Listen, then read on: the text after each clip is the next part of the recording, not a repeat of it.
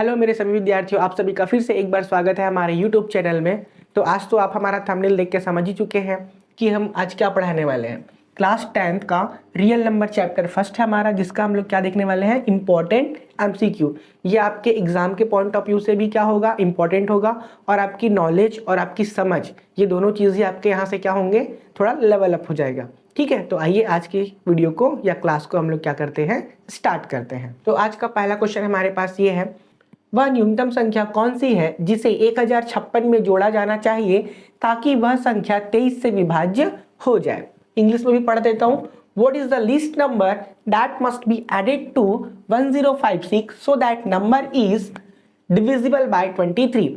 मतलब सिंपल सी बात है, इस 1056 में क्या जोड़ा जाए। तो ऑप्शन क्या है, 0 3 2 1, जिससे क्या हो जाए कि ये नंबर 23 से क्या हो जाए, पूरा पूरा डिवाइड हो जाए। ठीक है, तो सबसे पहले हम लोग डिवाइड ही कर लेते हैं, आपको क्वेश्चन समझ में आ जाएगा।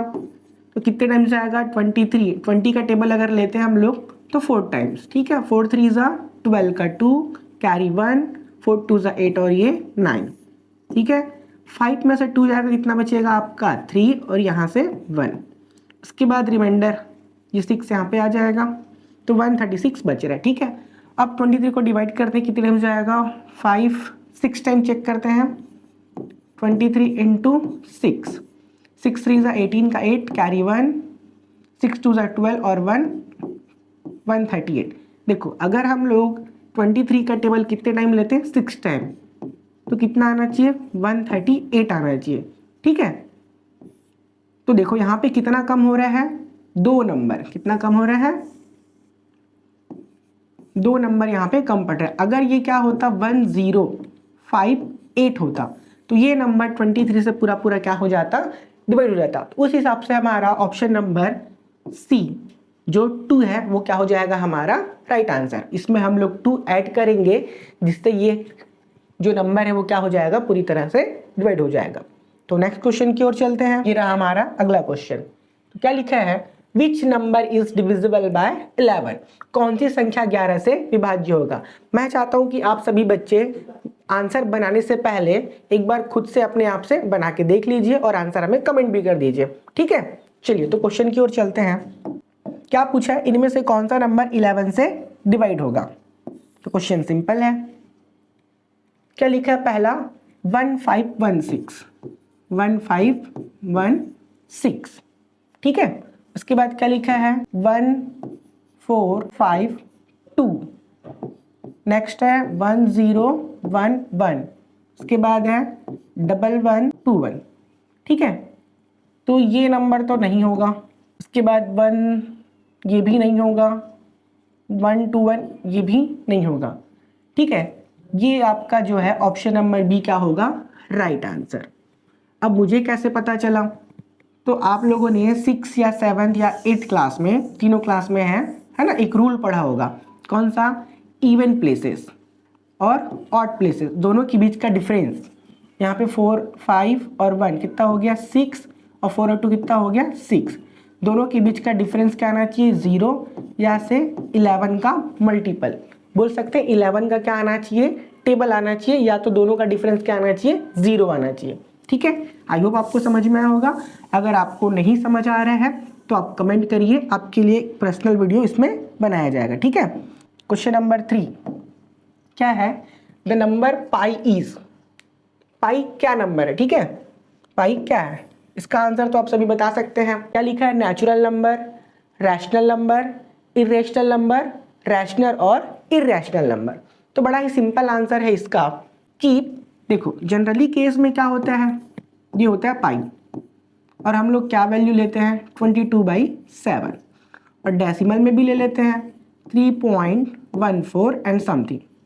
तो ये वैल्यू यहाँ पे डिवाइड करने के बाद रुकता नहीं है, ये कंटिन्यूअस चलते रहता है। तो उस हिसाब से ये नंबर क्या होगा, option number C, irrational number.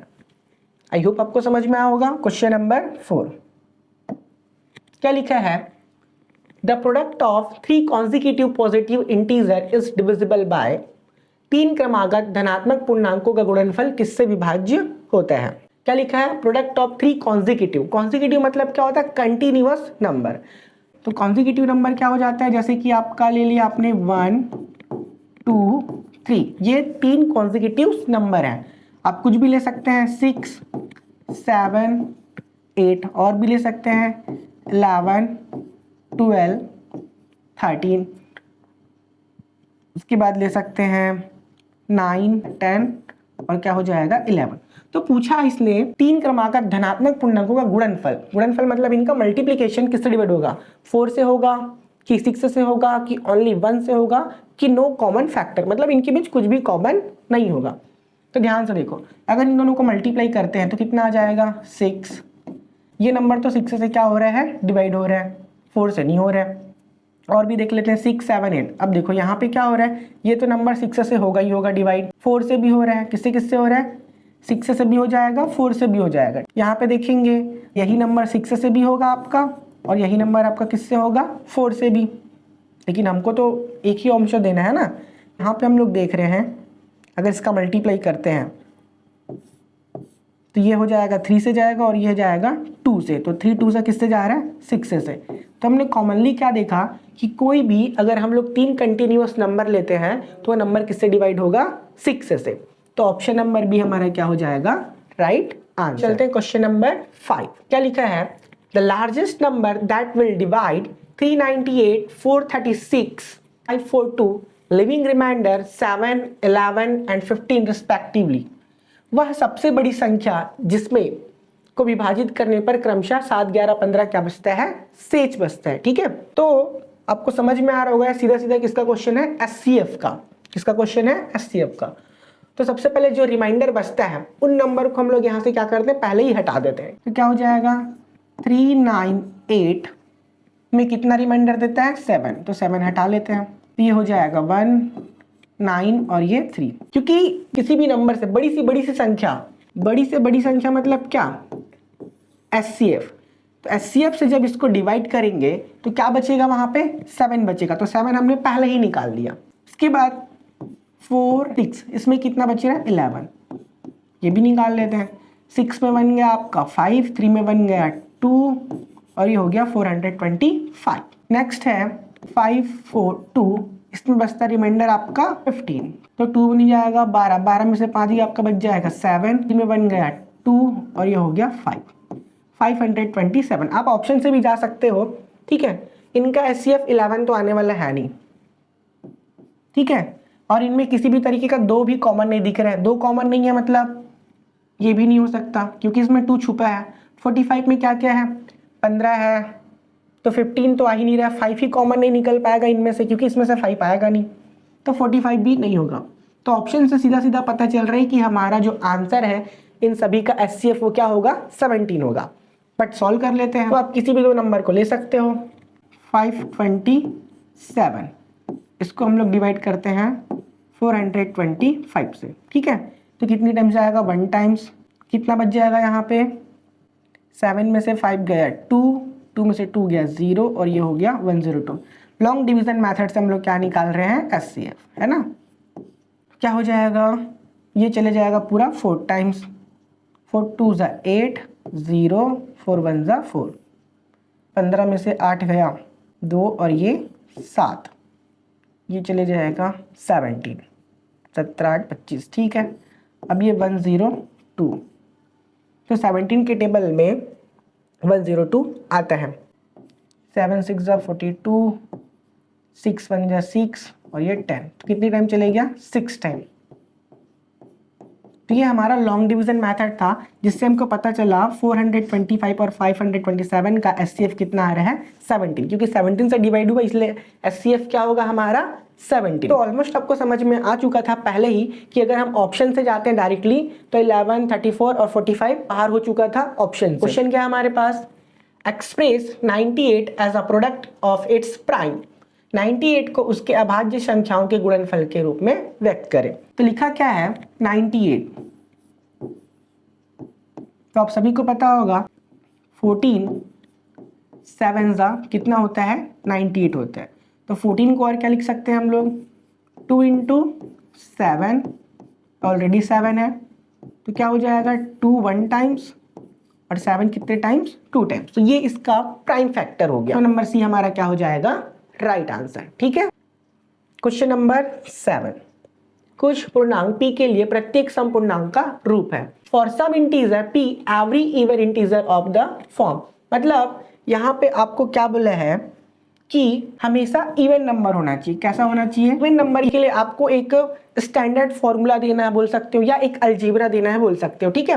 देखो सबसे पहला क्या है, 2p + 1, उसके बाद 2p, p + 1 और p। तो देखो मैं देता हूँ क्वेश्चन, जैसे कि आपके पास लिखा है 8, क्या लिखा है 8, या फिर हो गया आपका 7, या फिर आपका हो गया 3, इस तरीके का कोई भी नंबर। तो 3 क्या है, एक्चुअली में आपका ऑड नंबर है। अगर इसमें हम लोग 2 का मल्टीप्लाई करते हैं, ठीक है, तो जैसे ही हमने 2 का मल्टीप्लाई किया ये क्या हो गया, इवन हो गया।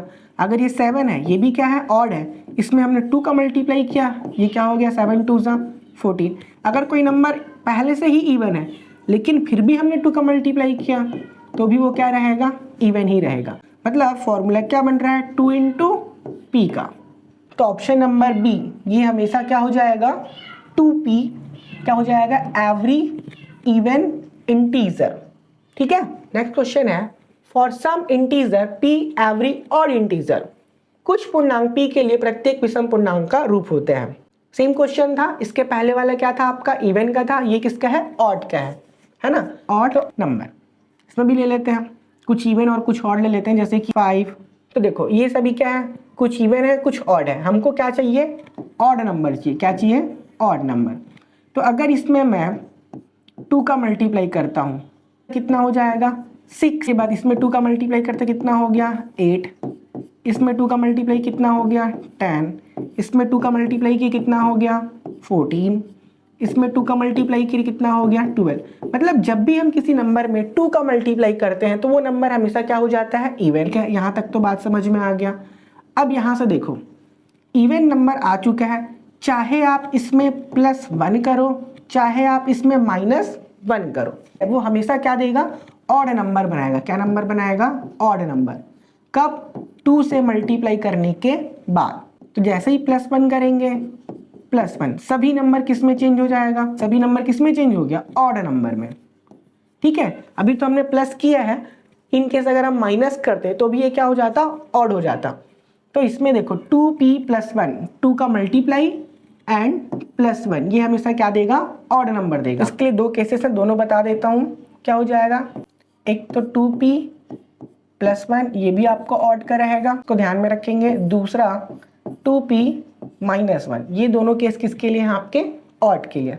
और इवन के लिए सिंपल है, किसी भी नंबर में 2 का मल्टीप्लाई करो, जस्ट वो क्या बनाएगा, इवन बनाएगा। ठीक है।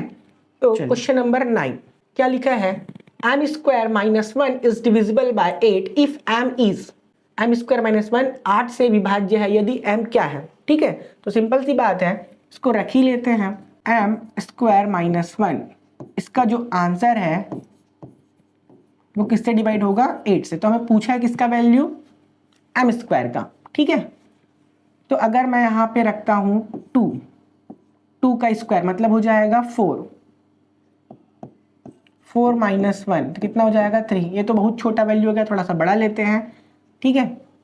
जैसे कि मैं ले लेता हूँ 3, तो 3 का स्क्वायर कितना हो जाएगा, 9, 9 में से 1 करेंगे कितना आ जाएगा, 8। तो 8 तो 8 से डिवाइड हो जाएगा, मतलब क्या रखने पर, 3 रखने पर, m = 3 रखने पर। अगर मैं m = 4 रखता हूँ, 4 का स्क्वायर कितना हो जाएगा, 16 - 1 15, इसमें तो नहीं आएगा, इससे डिवाइड नहीं होगा। अगर मैं रखता हूँ 5 का स्क्वायर 25 - 1 तो कितना आ जाएगा, 24। तो ये भी आपका किससे डिवाइड हो जाएगा, 8 से। मतलब आप देख पा रहे हैं कि अगर मैंने क्या रखा, ऑड नंबर, क्या रखा, ऑड।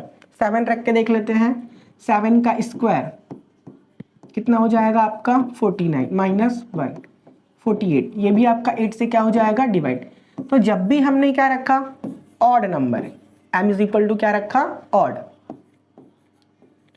तब वो क्या हो जाएगा, 8 से पूरा डिवाइड हो जाएगा। Option number A, integer, even, odd, natural, whole. तो होल भी नहीं रख सकते, नेचुरल भी नहीं, क्योंकि नेचुरल क्या होता है, 0 1 2 3, होल क्या होता है, नेचुरल क्या होता है, 1 2 3 होता है, होल क्या होता है, 0 1 2 3। और ऑड ऑड में सिर्फ ऑड रखने से ही आएगा, ताकि इवन रखने से ये केस नहीं आएगा। तो ऑप्शन नंबर बी हमारा क्या हो जाएगा, राइट आंसर। Question number 10। तो क्वेश्चन नंबर 10 है the product of a non zero rational and irrational number, एक शून्योत्तर परिमेय संख्या और एक अपरिमेय संख्या का गुणनफल। देखो सिंपल सी बात है, क्या लिखा, the product of a non zero, मतलब जीरो नहीं आना चाहिए, उसके बाद non zero rational number and irrational number. तो हमेशा आप याद रखना चाहे तो इसको याद कर सकते हो कि रैशनल नंबर और इरेशनल नंबर, रैशनल नंबर और इरेशनल नंबर जब भी दोनों का मल्टीप्लाई होगा हमेशा आपको क्या मिलेगा, इरेशनल नंबर ही मिलेगा। ठीक है, तो आंसर हो जाएगा ऑलवेज इरेशनल नंबर। दूसरी चीज और है कि जब भी आपका इवन नंबर और ऑड नंबर इन दोनों का भी मल्टीप्लाई होगा तो हमेशा आपको क्या मिलेगा, ऑड नंबर ही मिलेगा। तो ये चीजें आप ध्यान में रख सकते हैं। नेक्स्ट क्वेश्चन है the largest number which divide 60 and 75 leaving remainder 8 and 10 respectively, वह सबसे बड़ी संख्या, वह सबसे बड़ी संख्या मतलब HCF, इससे 60 और 75 को भाग देने पर क्रमशः 8 और 10 शेष बचता है। पुराना कॉन्सेप्ट है, अभी हमने क्वेश्चन बनाया था, 60 को भाग देने पर कितना बचता है, 8, ये हो जाएगा 52। उसके बाद 75 को डिवाइड करने पर कितना बचता है, 10, हो जाएगा 5 और ये 65। तो सिंपल सी बात है, अब इनका क्या निकालना है, HCF।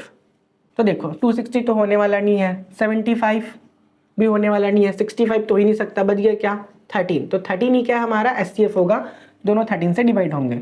The least number that is divisible by all the number from 1 to 5 both inclusive is, वह न्यूनतम संख्या जो 1 से 5 तक दोनों सम्मिलित हो, सभी संख्याओं से विभाज्य हो, कौन सी है। ठीक है, वह न्यूनतम संख्या जो 1 से 5 तक सभी संख्या को क्या करेगा, विभाज्य, मतलब सभी नंबर से क्या करेगा, डिवाइड करेगा। ठीक है, तो फटाफट बना लेते हैं। तो 1 से 5 तक कितनी नंबर्स हैं, 1 4 5। तो ये ऑप्शन तो पहले ही चले जाएगा क्योंकि ये 2 और 3 से डिवाइड होने वाला नहीं है। 20 को चेक कर लेते हैं, 2 से भी जा रहे हैं लेकिन 3 से नहीं जाएगा, ये भी चला गया। 60 2 से चला जाएगा, 3 से भी चला जाएगा, 4 से भी चला जाएगा, 4 1 जा 4, ठीक है। उसके बाद 2 बचेगा, 4 5 जा 20 और 5 से भी चले जाएगा। और 100 तो वैसे भी और आपका 3 से जाएगा नहीं, तो बचा कौन सा, ऑप्शन नंबर बी ही हमारा क्या हो जाएगा, राइट आंसर। तो अगला क्वेश्चन हमारे पास है the least number that is divisible by all the number from 1 to 8 both inclusive, वह न्यूनतम संख्या जो 1 से 8 तक दोनों सम्मिलित संख्याओं से विभाज्य हो, कौन सी है। अब यहाँ पे नंबर कितने हैं, 1 2 3 4 5 6 7 8, इन सभी नंबर से क्या होना चाहिए, आपका ऑप्शन डिवाइड होना चाहिए। क्या हो जाएगा, 8 तो आपका हो ही नहीं पाएगा, ठीक है, क्योंकि 3 से डिवाइड होगा नहीं। उसके बाद 840 है, 420 है, चेक कर लेते हैं। 840 2 से चला जाएगा, 3 से 8 4 12 चला जाएगा, 4 से चला जाएगा, 5 से भी चला जाएगा, 6 से, जब 2 से डिवाइड हो रहा है 3 से हो रहा है तो 6 से भी चला जाएगा, 7 से, 7 1 7 2 14, 8 से, 8 1 8 से भी चला जा रहा है, मतलब 840 आपका सभी से जा रहा है। तो ये रहा हमारे पास क्वेश्चन नंबर 14। क्या लिखा है, the number in the form of 4p + 3 where p is a whole number will always be, 4p + 3 के रूप में संख्या जहां p एक पूर्ण संख्या है हमेशा रहेगी। तो चलिए इसको बनाते हैं, काफी सिंपल है। तो p को पूछा है, तो p क्या रहेगा आपका, इवन रहेगा कि ऑड रहेगा, इवन और ऑड रहेगा, मल्टीपल ऑफ 3 रहेगा। ठीक है, तो देखो लिखा क्या है, number in the form of 4p + 3, p is a whole number। तो बनाते हैं, तो क्या है, नंबर क्या है हमारे पास, 4p + 3 और p क्या है, होल नंबर है। p क्या है हमारे पास, होल नंबर। होल नंबर कहाँ से स्टार्ट होता है, 0 1 2 3 समथिंग, डैश डैश डैश। तो अपने को बताना है कि नंबर क्या है, इवन है ऑड है क्या है, तो वैल्यू रख लेते हैं सिंपल सा। अगर हमने क्या रखा 1 रखा तो 4 1 ज़ा 4, 4 और 3 कितना आ जाएगा 7, 1 रखने से आगे 7, ठीक है। 2 रख लेते हैं, 4 2 ज़ा 8, 8 और 3 कितना हो जाएगा 11। तो दो ही नंबर से समझ में आ गया कि ये रहेगा ऑड। लास्ट क्वेश्चन है, if the HCF of 408 and 1032 is expressible in the form of 1032 into 2 plus 408 into p, then the value of p, ठीक है। यदि 408 और 1032 का एचसीएफ मतलब इन दोनों का एचसीएफ, इन दोनों का एचसीएफ इस फॉर्म में लिखा है तो p का वैल्यू बताना है। सिंपल क्वेश्चन है, तो सबसे पहले इन दोनों का एचसीएफ निकाल लेते हैं। तो सबसे सिंपल मेथड यूज करते हैं ना, 408 प्राइम फैक्टर ले लेते हैं, 2 से डिवाइड करेंगे 204, 2 से करेंगे 102, फिर 2 से करेंगे 51, जाएगा नहीं 3 से, कितने टाइम 17 टाइम्स, कैंसिल हो गया। इसके बाद 1032, 2 5 ज़ा 10, 2 1 ज़ा 2 6 ज़ा 2 2 ज़ा 2 5 ज़ा 2 8 ज़ा 16, 2 से 2 1 ज़ा 2 2 ज़ा 2 9 ज़ा 3 से 3 4 ज़ा 3 3 ज़ा। अभी इसके आगे नहीं जाने वाला, ठीक है। तो ध्यान से देखते कॉमन क्या क्या है, दोनों में 2 है, लिखते जाते हैं। दोनों में 2 है, दोनों में एक एक 2 और है, दोनों में 2 एक एक और है, उसके बाद 3 है।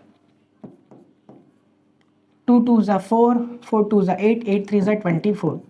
तो इनका एचसीएफ क्या आ गया 24, ठीक है। इसी 24 को इसके फॉर्म में लिखा तो क्या हो जाएगा 1032 into 2 plus 408 into p is equal to 24। बस इसको सॉल्व करना है। तो सिंपल सी बात है, अगर मैं दोनों में से 24 कॉमन निकाल लूँ तो क्या बचेगा, 1032 के पास बचेगा आपका 43, ठीक है, इंटू 2 तो रहेगा ही, प्लस तो यहाँ से क्या बच जाएगा आपका 17 इंटू पी।